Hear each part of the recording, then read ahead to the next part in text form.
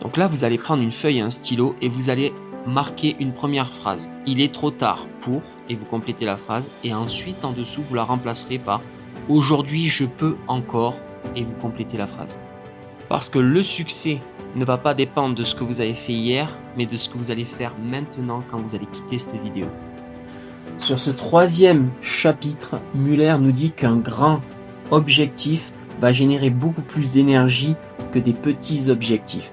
Donc il nous demande de rêver grand, de voir grand. Et contrairement à ce qu'on peut penser, un grand objectif ne va pas rendre les choses plus compliquées, il va par contre nous donner une direction claire avec de l'enthousiasme, de l'énergie, de l'essence dans le moteur. Un grand projet ne consomme pas de l'énergie, il en crée. Donc là, je te pose une question assez simple. Si j'étais certain de réussir, qu'est-ce que je voudrais entreprendre vraiment? Deuxième question que tu pourrais te poser. Est-ce que ce projet me donne envie de me lever tous les matins? Tu peux faire un troisième exercice, excuse-moi. Tu peux lister 3 projets qui te tiennent à cœur. Tu en choisis un.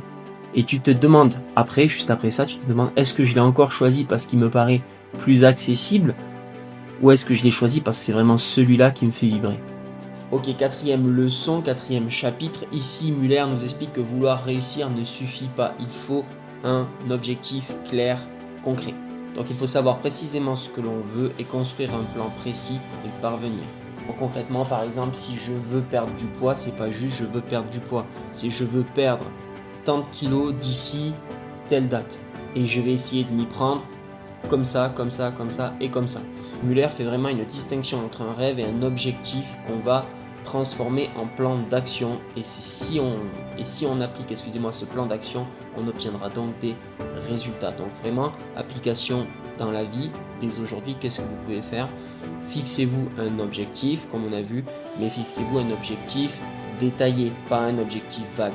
Pas juste j'aimerais devenir libre financièrement. C'est quoi libre financièrement pour toi? Tu veux générer quelle somme d'argent d'ici combien de temps? Et aujourd'hui, avec tes connaissances, comment tu comptes t'y prendre?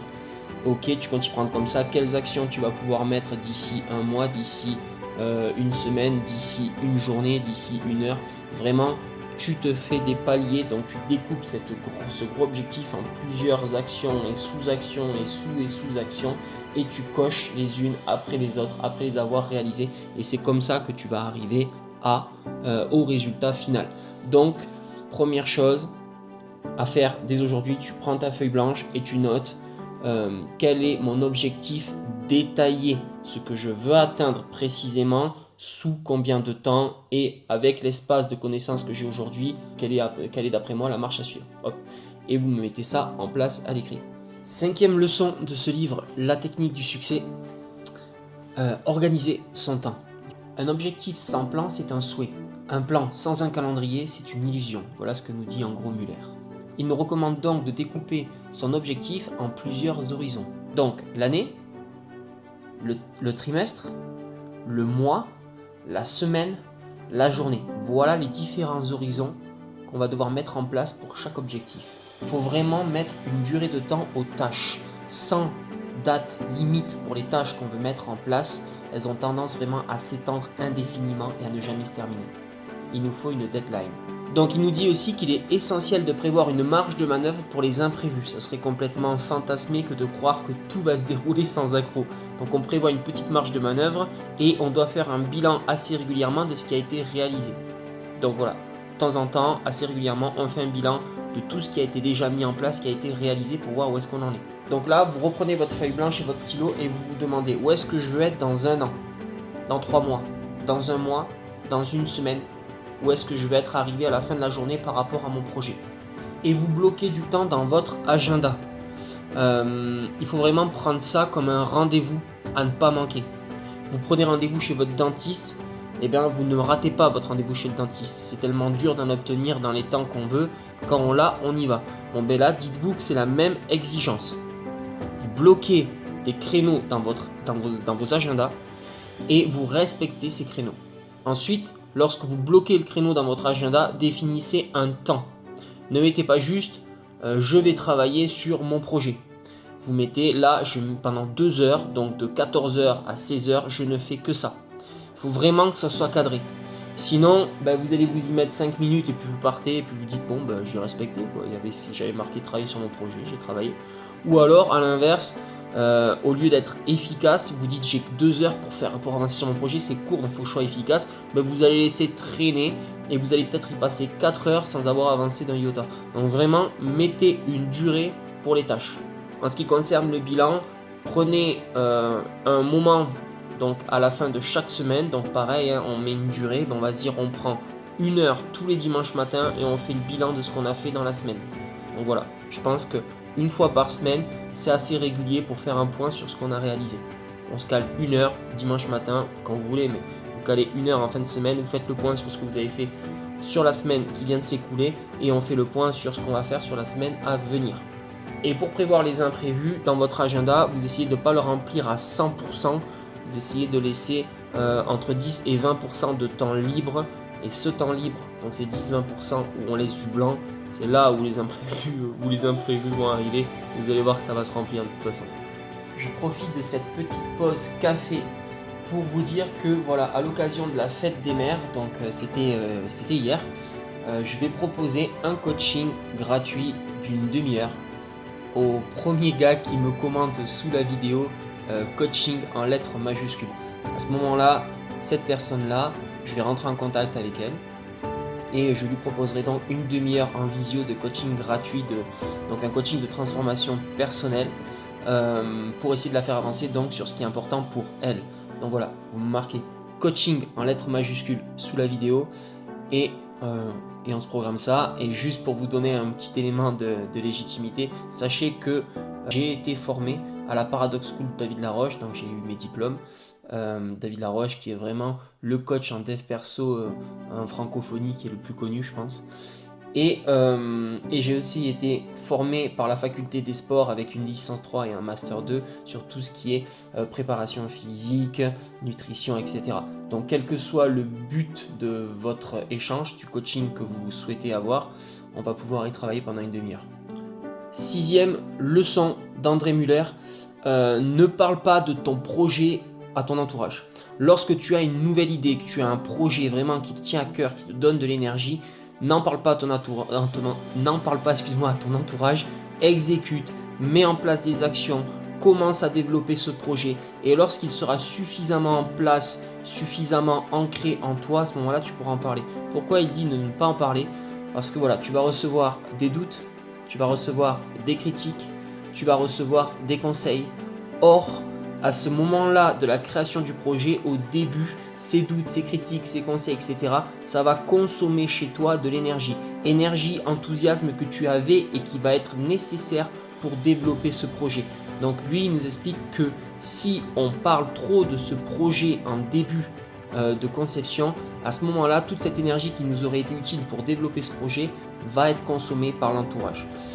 Il dit aussi que quand on en parle, c'est comme si on avait l'impression qu'on l'avait déjà un petit peu réalisé. Et comme dans notre esprit, on a l'impression de l'avoir déjà un petit peu réalisé, on se met moins aussi à l'action.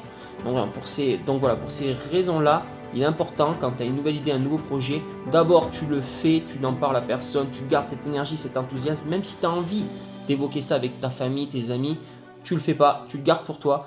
Et vraiment, quand ça aura pris une ampleur assez importante, quand les doutes des autres ne pourront plus t'impacter parce que tu auras mis en place déjà des actions, à ce moment-là, tu pourras peut-être en parler. Donc là, application.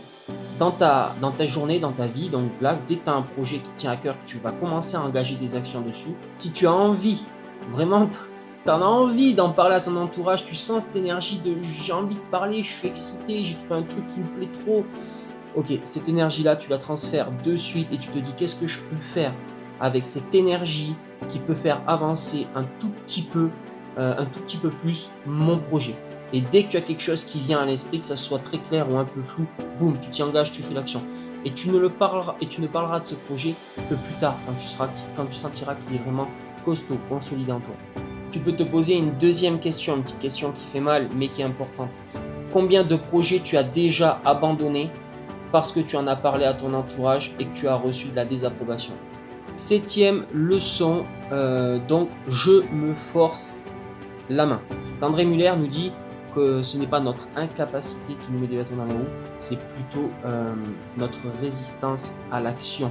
Vous savez, cette petite voix qui dit « je commencerai demain »,« aujourd'hui je suis trop fatigué », ce n'est pas le bon moment. Ou encore « j'ai besoin de réfléchir encore un peu ».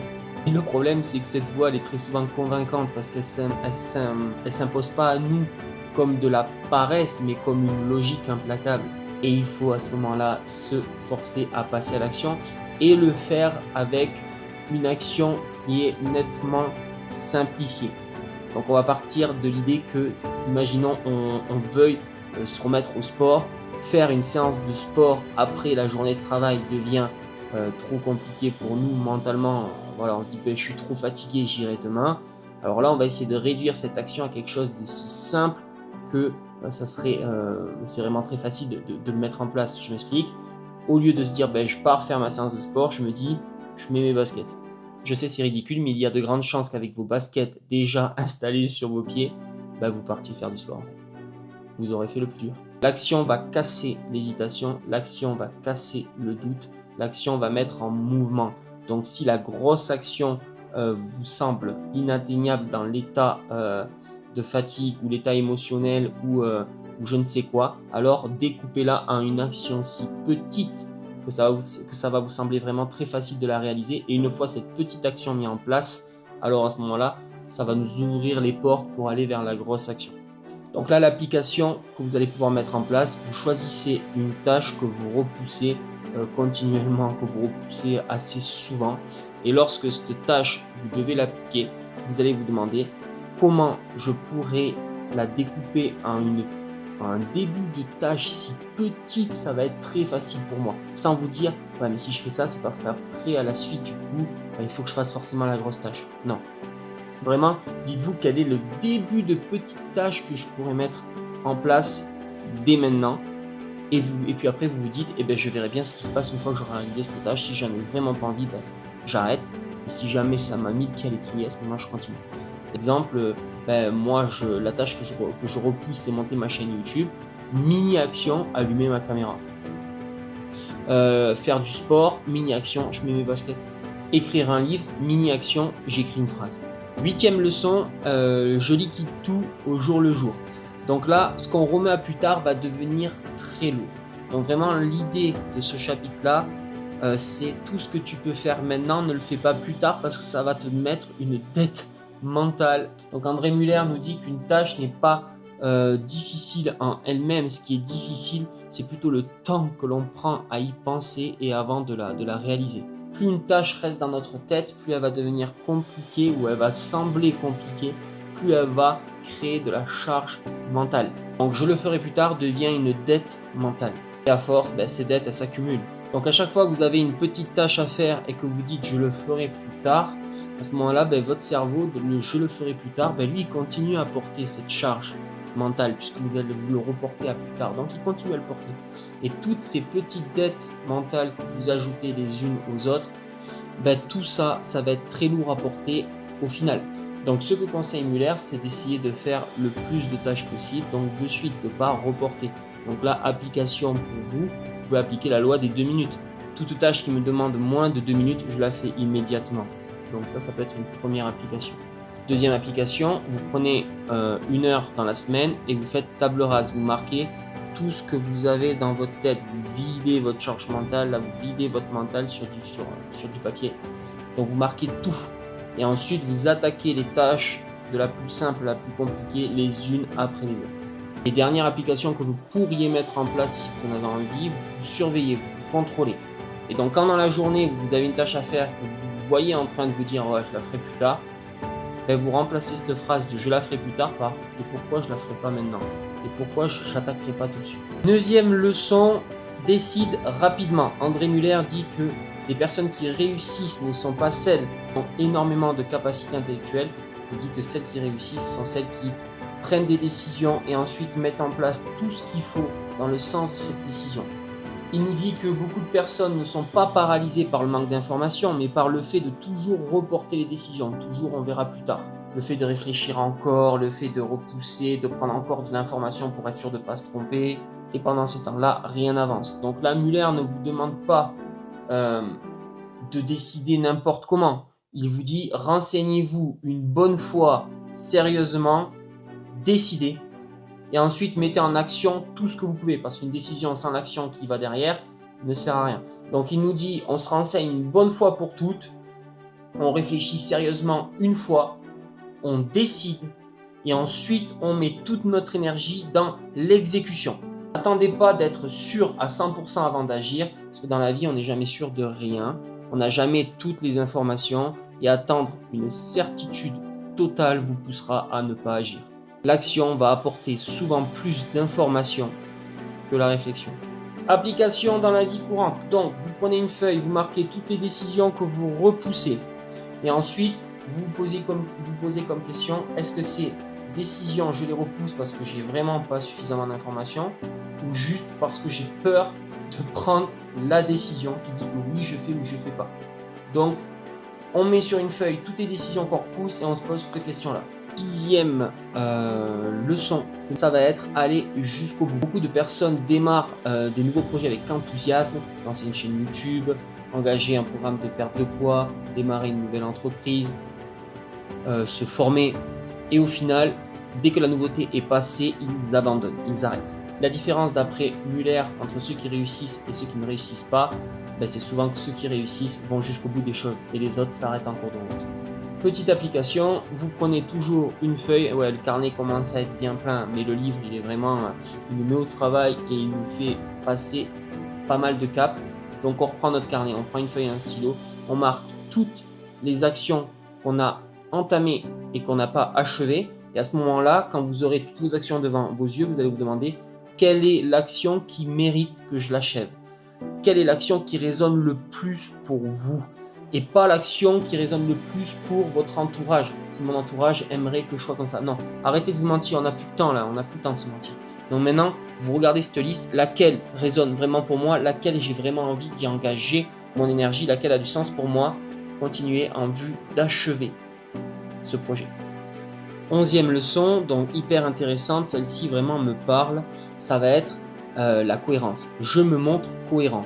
Muller nous dit qu'il est compliqué de réaliser et d'achever un projet si nos pensées vont dans un sens, nos choix, nos décisions dans un autre et nos actions dans un autre encore différent. Il faut vraiment aligner tout ça pour que ça soit cohérent. Beaucoup de personnes disent vouloir perdre du poids mais ne s'entraînent pas. D'autres créent une entreprise mais ne vont jamais vraiment y bosser dessus. Ou encore vouloir être libre financièrement mais ne jamais réinvestir. Cette incohérence va créer un conflit intérieur. Donc il est important de vraiment aligner pensée, choix, décision, action. Donc je vais vous donner un seul exercice ici. On va se poser la question, est-ce que mes objectifs sont visibles dans mon agenda? Objectif, je veux perdre du poids. Est-ce que dans mon agenda, j'ai des créneaux sur des séances de sport? Est-ce que dans mon agenda, j'ai un créneau bloqué pour faire mes repas de la semaine? Est-ce que dans mon agenda, j'ai un créneau bloqué pour aller faire mes courses? Il faut que ça soit marqué dans l'agenda. Si c'est pas marqué dans l'agenda, c'est que c'est pas important pour vous. Donc, si c'est pas important pour vous, vous n'avancerez pas dessus.